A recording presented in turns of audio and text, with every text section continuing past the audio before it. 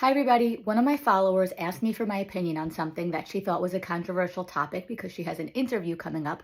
And that topic was, do I think that we should always honor a learner's request when they say no or they don't want to do something? And I promised her I would make a video about it. So here's my answer. Teaching your learner to say no or tell you that they don't want to do something is an incredibly important skill that we have to teach them. A lot of the times our learners engage in challenging behaviors because there's a communication deficit. There's something they don't want to do, but they can't tell us they don't want to do it, and so they engage in problem behavior. It's a skill deficit. And so whenever you're looking to replace challenging behavior, you have to replace it with something else. So if your learner is kicking you because they don't want to come to the table right now, then you do have to replace that with something else right now, such as no, or shaking your head no, or not the table, whatever it is, whatever you decide to teach them, you do have to teach them a replacement behavior because you're not going to be successful in going from 0 to 100 right away.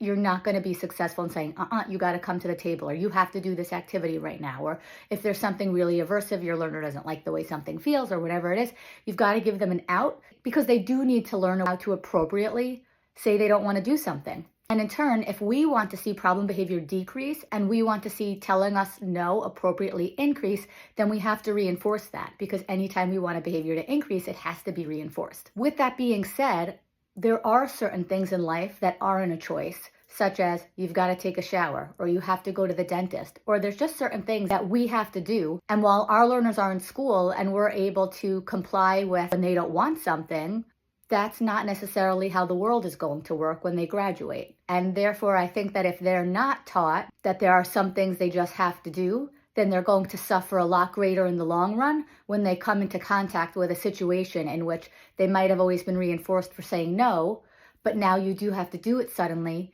and there's no teachers around you. The environment's not arranged a certain way, and so that learner might suffer more in the long run because that's not something they were taught. And that is a skill that you can teach. There are systematic ways to teach that in which we can set ourselves up for success. That's not what this post is about. This post is about what's my opinion on it.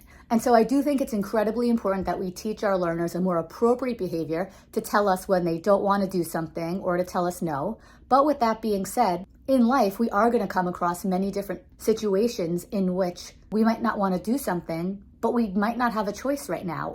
Or it might be for the sake of our safety or for our health or whatever it is. There are just some things we have to do. So I think it's a combination of both. You have to teach your learner how to tell you no or they don't want to do something, but you are going to want to start looking into situations or ways to teach certain things that sometimes your learner does have to do. And I think that's the most humane option. Do a little bit of both.